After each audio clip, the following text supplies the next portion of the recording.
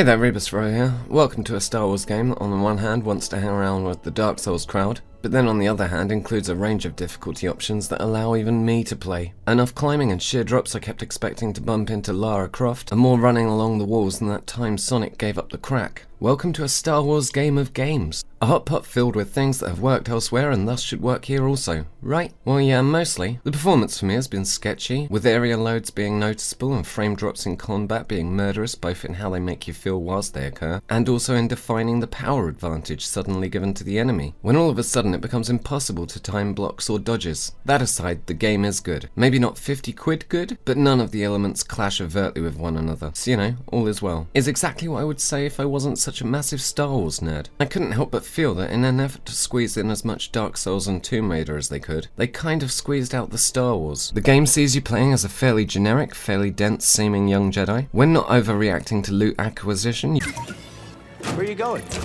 you will be tasked with fighting, fleeing, jumping, and lots of falling. When you die, you lose your XP. If you cause damage to the enemy who killed you, you can get back your health and XP, just like in Star Wars. If you're low on health, you can meditate, but the enemy will also respawn, also just like in Star Wars. Generally on a get from A to B quest, cross-jarring for a Star Wars game, maps, populated with a range of enemies from Star Wars, and also an inconsequential menagerie of bugs and goats that serve more as an annoyance than represent a fun challenge to fight. The environments frequently require a fair amount of backtracking as parts are locked until you gain a new ability. For instance, wall running or force push. The maps themselves frequently leave me wondering how on earth the AI units manage to get into their positions, with troopers mysteriously standing on top of 20-foot columns and not a single step ladder in sight. Or how does a colony of creatures that live on an isolated 6-foot by 6-foot plateau maintain its numbers? The gradual unlocking of abilities that enable you to take shortcuts through the maps, and all of the backtracking, lead to a very slow drip feed of a fairly generic Star Wars story. See, I'd say this game has been about 30 quid's worth of fun for me. It is a Star Wars game, but only just. The mechanics are generic but entertaining. The AI struggles sometimes like it is as confused by the environments as I am. There is some charming chatter from the stormtroopers. How did you kill them all?